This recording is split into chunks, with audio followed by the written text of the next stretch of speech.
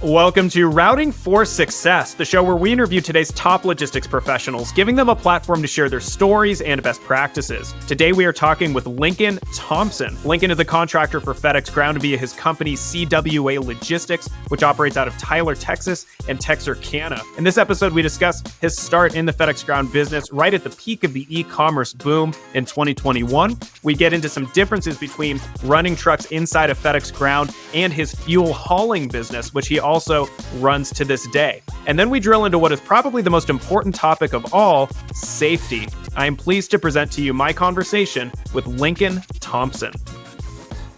All right, Lincoln Thompson, CWA Logistics. Lincoln, thanks for being here. Yeah, thank you for having me.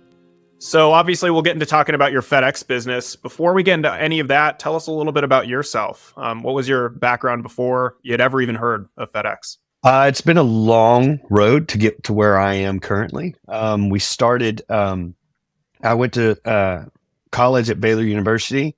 I majored in theater performance. I was there for 4 years, did a lot of shows, performed as Hamlet and various other things while I was there. From there, I moved to Dallas, Texas, where I acted professionally for a year in different regional theaters around the town. And then I went and got my master's degree in acting from the National Theater Conservatory in Denver, Colorado.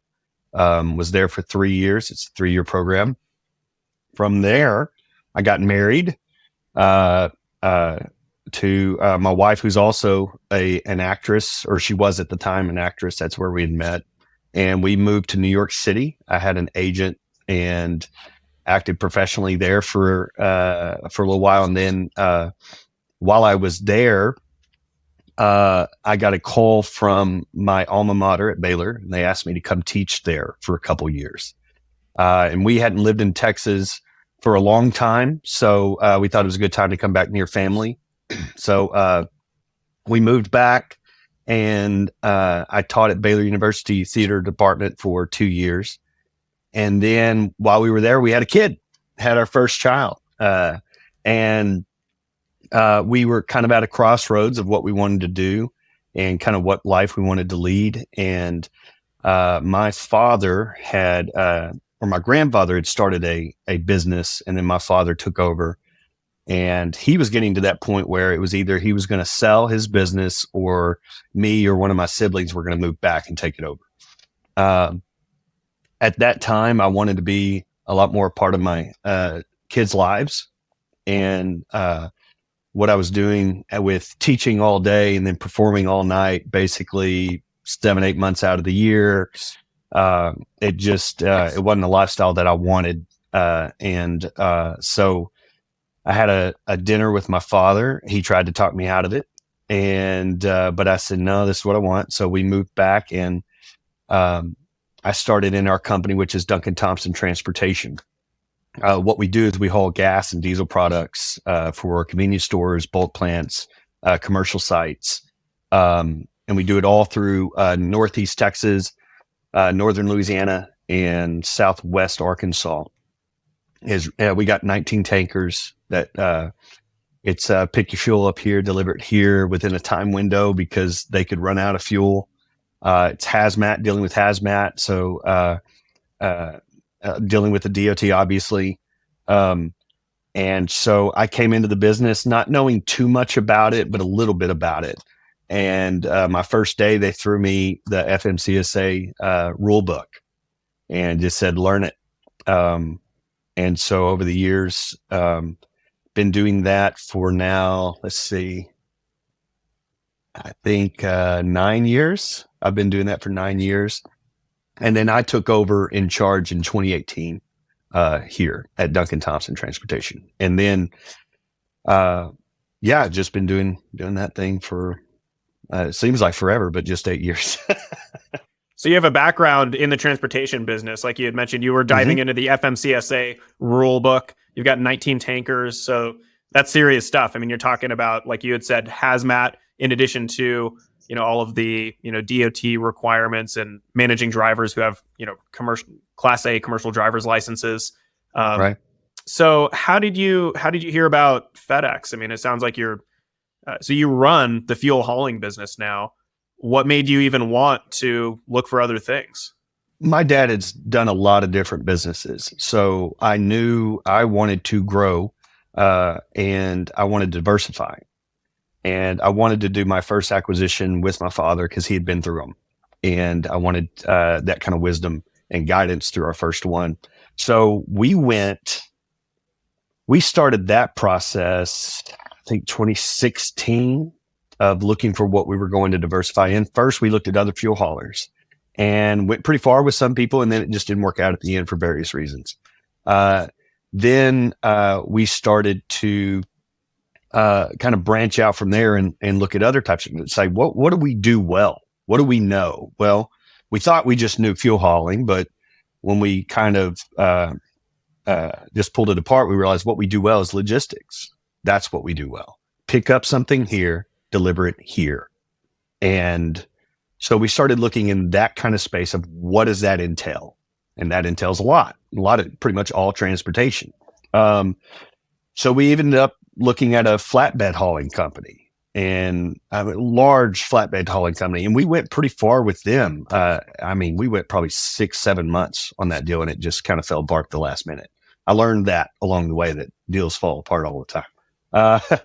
And then it was 2021, I believe it was, beginning of 2021.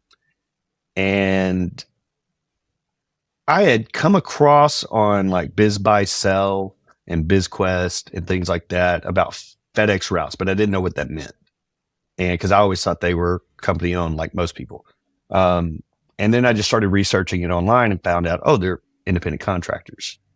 And the more I started reading in about it, I was like, hey, this could be a good opportunity for us, because in fuel hauling, your biggest headache, and I would argue in transportation in general, is liability insurance. It is incredibly expensive. Next to your payroll, it's going to be your most expensive cost. And whether you're the safest company on the road or not. And over the past few years, just insurance rates have just been skyrocketing year over year over year, whether you have a clean year or not.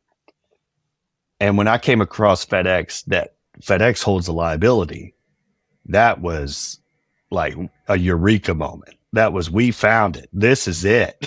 If all I have to do is deliver packages and they can worry about that liability insurance in terms of obtaining it every year, then that is a huge weight off of my shoulders. So then it came to the thing of, well, whatever we diversify in, I want to be able to get to within a day's notice if I needed to. I needed good management in place, and I needed to be able to get there in case something happened. And I'm in Atlanta, Texas, which is where Arkansas, Louisiana, Texas all come together. It's a small town, so there's not a lot of options around us. And it just so happened in 2021, Tyler came open. A contractor in Tyler decided to sell, who had been there for decades. And Tyler, most of my fuel hauling trucks are in Tyler. So this is like, hey, this is in our backyard. We can do this. It's an hour and a half away from me. We can do this. So that's kind of how I discovered them. It was kind of all of those things. I think it was, we went through Route Consultants to purchase them at the time, was who he was advertising with. But we found it on Biz Buy Sell. But that's kind of what really the insurance, and then the fact that I don't have to go out and procure customers. Like FedEx does that for me. So literally all I have to worry about is the logistics and the safety of it. And we can do that. We've been doing that for years. So that's kind of why we jumped at it. We're talking about class 4, class 5 step vans. You do not need a commercial driver's license to operate one of these things. I would think that from an administration standpoint and regulatory standpoint, it's got to be a heck of a lot simpler to run a FedEx business than it is a fuel hauling business, right? 100%, way less. And also the equipment is less expensive, obviously. Now, in ratio to what you're being paid and versus the vehicle, that's really what it boils down to. But yeah, your vehicles, we pay to the depreciation game. We already knew how to do that. So coming into this sector and being able to utilize that helps. It's in a lot of ways, it's a lot simpler. And then in a lot of ways, it's a little bit more difficult. There were a lot of things that make it a lot simpler. So beginning of 2021, that's a really interesting time to have gotten into the business. I mean, anyone who's been involved with the FedEx Ground industry for, at least the past 3-4 years or longer, anyone who's been involved with the business understands that starting in April of 2020, that was the month, April of 2020, things went nuts because with the COVID lockdowns, everyone was sitting at home, everyone was shopping online, and the package volume just surged. And so FedEx contractors across the country had to hire more drivers to deliver more packages, and that meant that they had to buy more trucks, and things were just kind of nuts. So tell me about, how did you look at the business in the beginning of 2021, having trucking experience and experience running businesses? So you understood some facets of it, but I'm sure you didn't understand everything. It was still a new industry, and there's a lot to learn for anyone when they become a FedEx contractor. But without any of that knowledge, how did you actually examine the business opportunity and decide whether or not it was a fair price and whether or not you were going to be able to jump on it? We had been down that process before with acquisitions, right? And so we have a business lawyer who's a tax attorney that we work with on every deal that we do, and have get his eyes on it. But they gave us the price. They gave us financials, obviously. I mean, it's just getting all the financials. That's going to tell you about any company, of whether it's healthy, unhealthy, what you can project. I mean, that's all you have to go off of. We looked at the year models of the trucks, how he was valuing each truck, tried to research if that was a fair deal or not. We buy a bunch of Freightliners for our tanker company. So I utilized my truck salesman, who we've been working with for a long time. He helped us on that to try to value those trucks. But it's really EBITDA. It came down to EBITDA for us. I know that's not how everybody likes to work, but it was just kind of a tried and true form that we tested. And route consultants kind of led the way on that in terms of how much of the financials we got. And they tried to coach us on how the FedEx industry works. Because obviously you look at a second quarter of a FedEx contractor, doesn't look too great. You look at third quarter, it looks okay, yeah. But you look at fourth quarter and all of a sudden they make all this money and you're like, where does that come from? Why does that happen? And then it drops off in first quarter. How does that happen? And they were really good about explaining to us about what peak was, kind of the trajectory of the year. Also, the seller was great. We really lucked out. He really wanted his business to continue and to continue to succeed. He wanted to set us up for success as well. He was very hands-on with helping us transition. So in terms of the FedEx side of what we had to learn, we had a really good seller. And then we also had route consultants who was helping us, not to be a plug for them, but I mean, that's just how it happened. But they really helped us on those two fronts, on what we didn't know about the industry.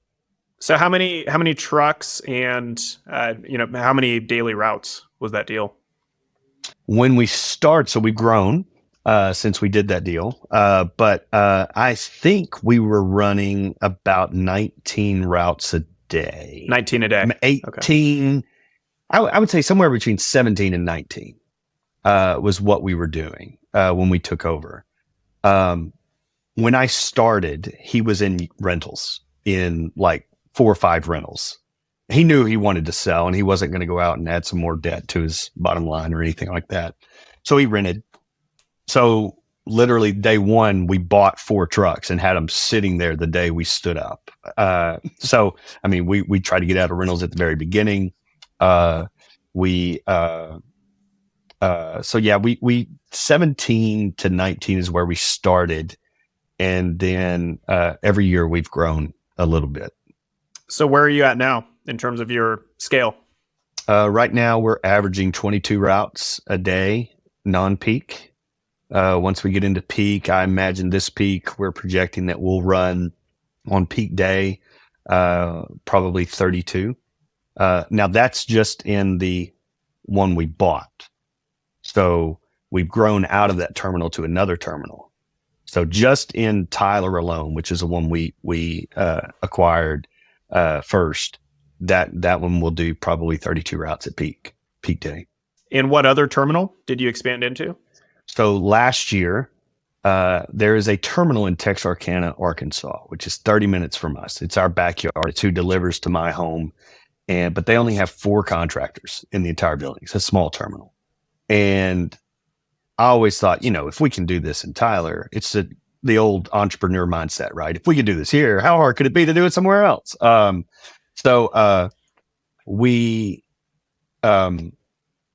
It came up as an open CSA. Someone lost their contract in Texarkana. And I had reached out to some contractors to see if they'd be interested in selling in that terminal, and no one really was at the time. So I kept my eyes out for the next opportunity. And Texarkana popped up as an open CSA. So I immediately threw my hat in the ring. And at the time, we were looking for some depreciation, some tax write-offs, things like that. It was towards the end of the year.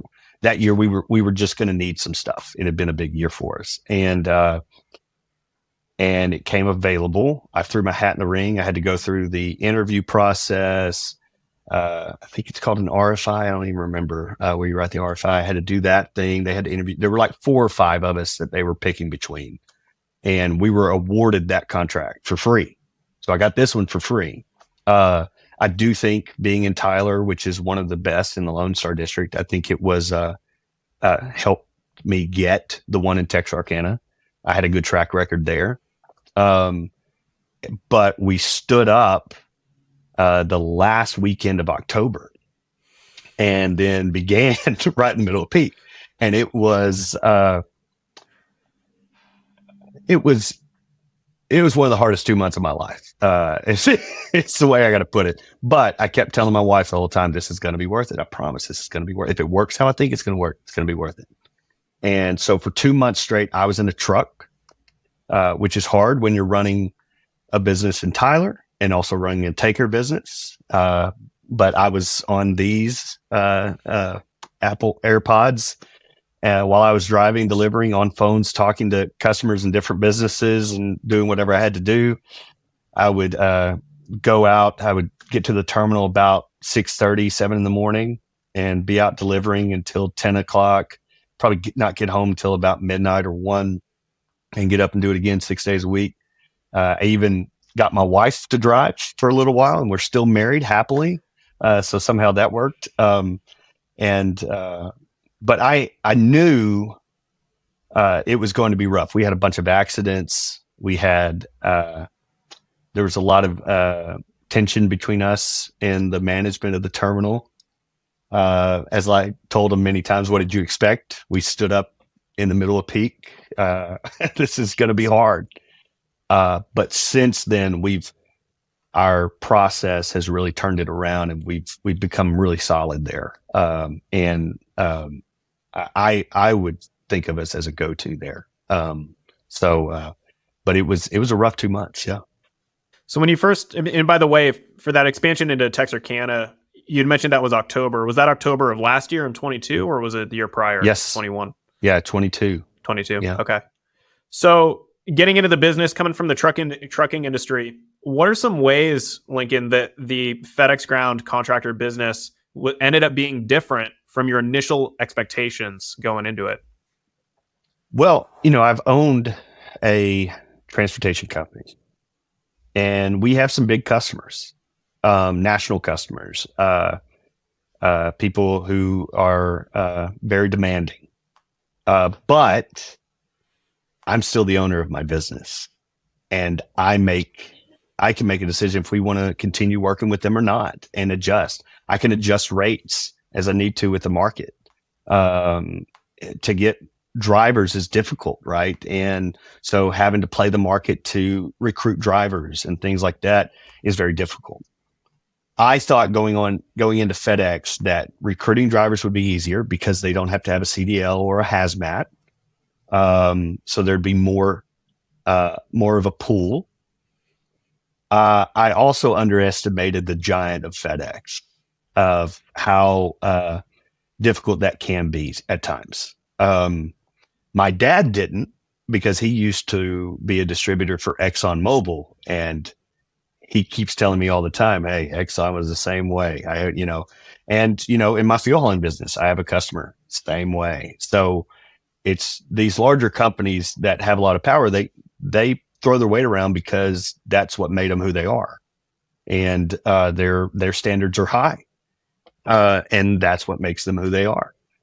And but sometimes that can be frustrating for sure. So that I think that was my biggest curveball. I didn't realize exactly how difficult that relationship can be, uh, uh, and how sometimes you don't feel like you have ownership, even though you do.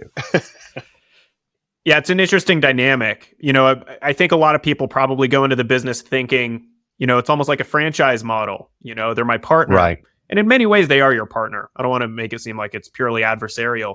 But in reality, Absolutely. it's not a partnership. They are your customer, right? You own a trucking company. It's called CWA Logistics. You can do whatever you want with that company. You could That's haul right. fuel with it if you chose to. Instead, you choose to deliver packages for one customer, and that customer name is Yeah. FedEx Ground. And so Yeah. they can be super demanding, just like you had talked about. Yeah. The other one, the other thing that you had mentioned, Lincoln, that differed from your expectations was driver recruitment. You thought that would be real easy going in. Tell us more about that. I thought it'd be really easy, and in a lot of ways, it is easier in a lot of ways. But what's great about my fuel hauling business is their CDL and hazmat, which is difficult to get. There's a lot of background checks for that. They go into these refineries. They have to be background checked by Homeland Security. I mean, these are like seriously qualified individuals, very professional. In the FedEx sector, you'll get some professionals, but you'll also get some that are not at all. And you think everyone can drive, but no, they can't. And so the pool that we generally draw from, they're younger than what my truck drivers generally are. So they have different goals, different things that are important to them, that are driving them, to motivate them. It's very different. And then also to get them in, you're competing. So in fuel hauling, I'm competing with all the other trucking companies. Well, with FedEx, you're not dealing with trucking companies. That's not who you're hiring from. You're hiring from the general public, which could be a package handler, which could work at the Target distribution center, could be a waiter somewhere. You're literally competing with pretty much every other form of employment. So everybody's got options, and a lot of them. In fuel hauling, there's only so many fuel haulers in our area. So either they're going to fuel haul or they're going to get out of our industry and go to something else. Well, with the FedEx contracting employees, they can do anything. So you're going to compete with the hourly wage of the guy down the street, the mom and pop shop. You're competing with all of them to try to attract them. Would you be open to sharing, like, what's your turnover rate in your fuel hauling business compared to the FedEx Ground business for your drivers? Sure. I don't have an actual rate, but I would say we go. We have a pretty stable base in our fuel hauling. We've got a lot of really tenured drivers. A few of them that have been with us over 10 years. Most of them, I think, have been with us, I would say, 3 years plus. But we do have a few. We do have some turnover, kind of at the back end, but it's not anything major. For CWA, that's a big turnover every year, way bigger. And part of it is that's part of the frustration, right? Is I can't just pay somebody more. Basically, FedEx gives me a budget for the year, and they're saying, we're going to pay you this. And so I've got to figure out what I can do for payroll. And I've got a percentage range of what my payroll to gross is. And I try to keep it in that range. And there have been times where a good driver comes to me and is like, I need more money. And I tell them I don't have it. That happens. But there's different things that I do to try to encourage a driver. I put them on a trajectory of growth within the company and have them steps to get more money and different opportunities. Right now, we're running contingency, and we have been for about 4 or 5 months. My people are hurting just like everybody else is in this economy, and I knew I couldn't offer a lot more money from what we were doing. So if we ran contingency, I can give them an opportunity to go make some good money, and I could pay them more, and we could cycle drivers out and get as many people a taste of that as we can to try to help support them during this time, and that's worked out really well. But yeah, that's the turnover, in my opinion, is mainly has to do with pay, and I mean, there are some disgruntled people that'll happen, and they get into it with management or whatever, but I think most of it is just they leave for better money opportunity. What are some mistakes that you've made in your business over these first few years getting started? A lot. That was what was great about Texarkana, is I got to start it how I wish I would have started Tyler. And probably the number one mistake I made was I bought the old contractor's trucks, and I shouldn't have done that. I should have bought all new trucks. You can write it off 100% in the first year, so it would have been fine. And he wasn't trying to, he was very open with what he had. It wasn't kind of like he was trying to swindle me or anything into buying his trucks. It's just, I guess I didn't realize what a beating they take. And so that's the number one mistake I made. We went in there and we bought his trucks as opposed to just buying all new. So when I went into Texarkana, all new trucks, day one. I didn't purchase one used truck for that. And it's paid off. My bottom line has paid off a lot in this year. Other mistakes would be I think every new person to the FedEx sector will deal with is delegating to your managers. And you don't know what to delegate until you know what to delegate. And that's kind of how it kind of formed. Was there, we would have things kind of fall through the cracks. I'm like, oh, I didn't realize I needed to worry about that. And so it took a little while for us to realize and cross all our T's and dot all our I's, but I would say those are probably the two biggest mistakes that we made that hurt us the most out of the gate, for sure. What are some other best practices that you've been able to identify? We do safety meetings once a week. Every week we do a safety meeting, and that does a number of things. It's not just for safety. We do talk about safety topics during that time, but we also talk about different things that we're struggling with.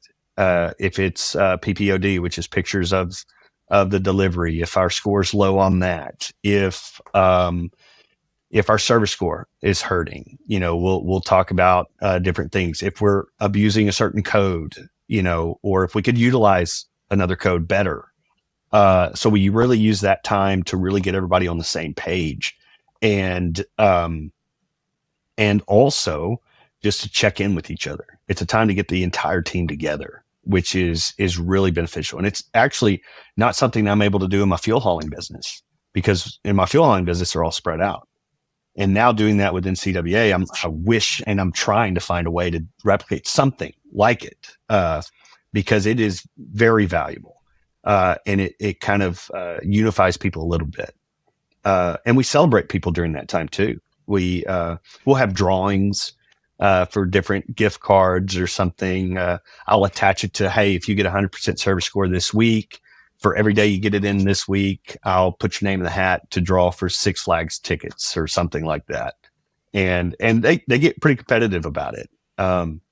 Another thing is kind of our tiered disciplinary system has really helped. So I kind of have a tiered system where it starts as a verbal warning. but there's always a write-up sheet with it. And so a manager writes down what happened, who it was with, and then gives it to the driver. They have to sign that they've seen it and that they've been spoken to about it. And then it goes to me and I put it in their file. And it starts with a verbal warning. Nothing happens. You get a verbal warning. The second time, you lose your weekly safety and service bonus, which is $50 a week. You lose it. The third is a suspension, and it varies in degree based on whatever the infraction was. And then the fourth, you're fired. And ever since we instituted that, people have really started to turn things around just with a verbal warning. And, we used to just say, hey, don't do it again. And now we're documenting it. And the documenting seems to have made more of an impact. I know we had a service score problem in Texarkana. Sometimes it ebbs and flows, and we just got laxed. And I was talking to my manager about what to do. I was like, we need to write them all up. If they fall below our contractual obligation, write them up. And the first day she went down the belt line, just writing all the people who fell below up. And the very next day, 100% service score. The very next day. And since then, 100% service score. And, it's amazing what that little thing would do. And all it is we're documenting and documenting as much as possible and letting them know that we're serious about it. We're serious enough about this. We're going to write it down and we're going to keep it. And if we have to reference it later, we will. So that's been another thing. I just finished recording a series of training videos with a FedEx contractor named Sal Lura. He's out of Yuma, Arizona. He's been a FedEx contractor for a long, long time. Won the Entrepreneur of the Year award several times over. His big thing is safety. So for anyone listening who wants to learn about safety, he did his 10 steps to a successful safety plan. And we have that on our YouTube channel. You can check it out. But safety is so important as a FedEx contractor. Sal Lura, he recounted the story when I was talking with him where he had a driver who was looking at the scanner while he was pulling up to a light, and he thought that he saw the light turn green and he just got confused. He didn't realize the car in front of him didn't go. And so he rear-ended the car, very low speed, super minor incident. But the person in that vehicle ended up lying and saying, oh, I've got neck pain, I've got back pain, I'm disabled. Dragged out in court for 4 years. Came out victorious because the guy was lying, but man, that was a painful experience. But not only avoiding situations like that, but FedEx has actually made it way more severe in recent years with the introduction of Schedule L, in the different tier systems, where if you meet certain safety thresholds, you can actually make some bonus money. From what I've heard, it's pretty tough to reach those. But what most people are just trying to do is to avoid the lower tiers where you actually have to pay back some of the revenue that was paid to you, or you get dinged. So safety is more important than ever. Is there anything else that you've been able to implement that's helped out your fleet with safety? I think really that tiered system is what's helped us with safety because it includes that. And like I said, that weekly bonus is tied to safety and service. So if they get a ding on their vetter that goes against my KIs, they lose their bonus. If it's a seatbelt, if it's a speeding, if it's a distraction, all of those things. And I monitor. We use Ground Cloud. I monitor it. If I see it, I'll call the driver right then and say, get off your phone. I'll talk to a manager. I've been in the transportation sector for, like I said, 8-9 years. We've been through a number of wrecks, some very severe. I've had a driver lose his life before. And then I've been in others that are just little bitty scratches, right? So I've been in the gamut of accidents. I see how severe they can be. I know there's a truck driver that used to work for us in my other company, and he left us to go work for another trucking company. And 2 months later, after he left us, he was in an accident and killed him. Come to find out, it was a distracted driver pulled out in front of him, and he swerved and rolled, and the tanker blew up. And that person who was distracted driving, they were able to prove it. He's in prison now for manslaughter. And, I go to all of my drivers and I say, this isn't a joke. I mean, you could go to prison.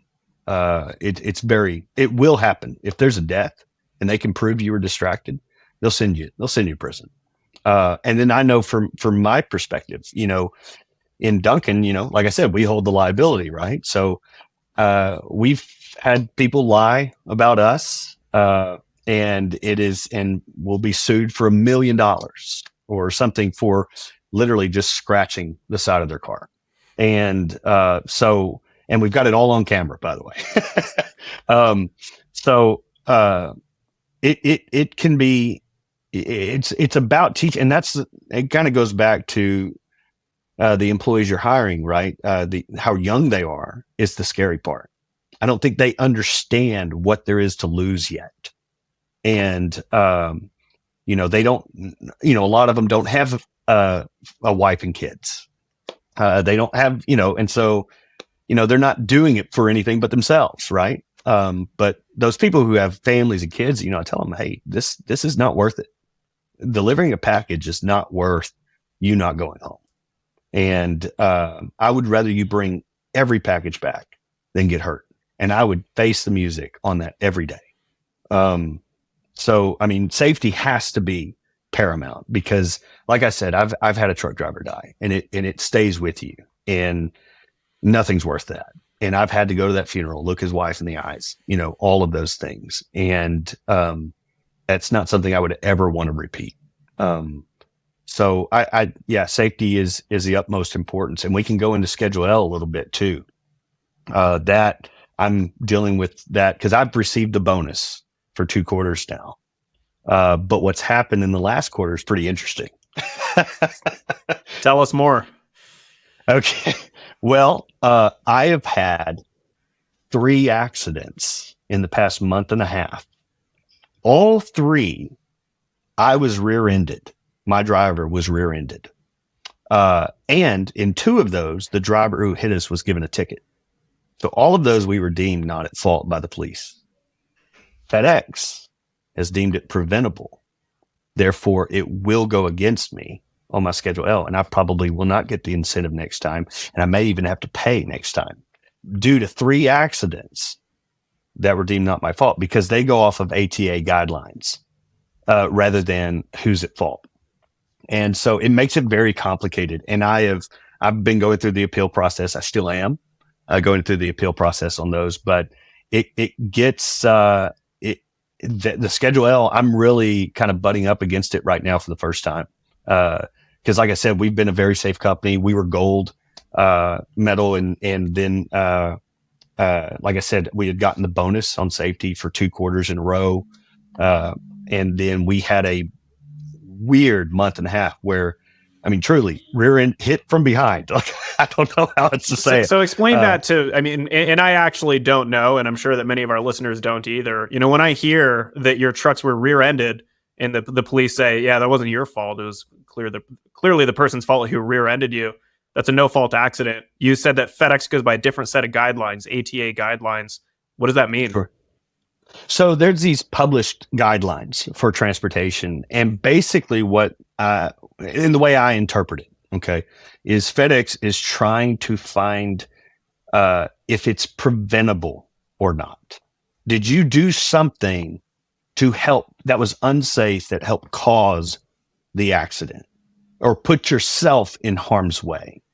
And they want to curb us from teaching, they want to curb us away from those things and help us to teach the proper rules of the road, I guess you could say. Defensive driving is really what it boils down to. In one of these instances, my driver had to do a wide turn into a driveway that had a culvert on either side. And she was in a 16-foot cutaway. So she had to do a wide turn. And they deemed it preventable because they said it had to, that she did too wide of a turn and that her lane has to stay protected to where people can't pass her within that line. And that's an ATA guideline. That's a printed guideline in terms of safe driving on the road. And so that's kind of what they go off of. They go off of those ATA guidelines, and it can be frustrating. It can be, understandable at other times, understandable. you could look at it two ways. The negative way is to fight which I'm doing for sure. But the positive way is to also use every moment as a teaching moment, no matter what it is. And I've gone at length with this driver. I don't personally, as a business owner, hold her responsible. But I do talk to her about it and say, hey, this is kind of what you could have done that could have prevented it. I don't necessarily believe in this instance, but in the future, you need to know that this could help you avoid an accident if someone else isn't paying attention. Well, 3 accidents aside, I think that Jason Grove from Grove and Davis is who introduced us. I think he'll be very happy to hear about your focus to safety. And so shout out to Jason Grove. I don't usually plug other companies besides my own on this, but Jason's referred a few FedEx contractors over to me to interview on this podcast, yourself included. He's great. So, thank you, Jason. Hey, Lincoln, I appreciate you coming onto the podcast. We've been talking for 40 minutes now. I think that's a good place to wrap it up. Is there anything else that you want to talk about while we're here? I would just say I really enjoy the FedEx space. There is a lot of contractors that are just in the FedEx space, and I see them get upset a lot of times. And what I go to them and say is, hey, look, this is like anything else that you're going to embark on. If you're an entrepreneur, no matter what you do, it's going to be difficult. You're going to have times where you feel like you're losing. You're going to have times where you butt heads with a customer. You're going to have times when it's very difficult dealing with employees and people. You're going to have those in whatever you do. FedEx is great. There's a lot of safety net around it for a new entrepreneur. And then it really is a good culture, and the culture is what you create, right? So the culture that we created within CWA, I really enjoy the people. They're hard workers, very hard workers. I admire them in a lot of ways. And so I think anybody thinking about getting into the FedEx Ground space, there's a lot of negatives, and you'll read a lot of negatives. Absolutely. The negatives are always the loudest, right?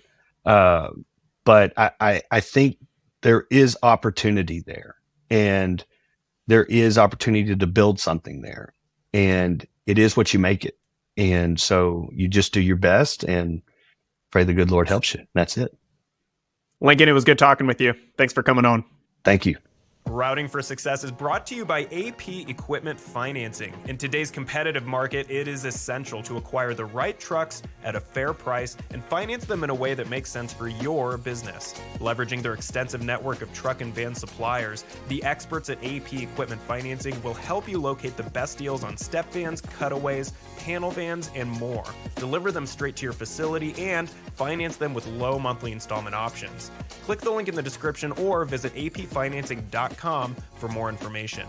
Routing for Success is an independent production of AP Equipment Financing and is in no way affiliated with or endorsed by FedEx Corporation, FedEx Ground, Amazon, or any other logistics company discussed herein. Thank you for joining us for this episode of Routing for Success.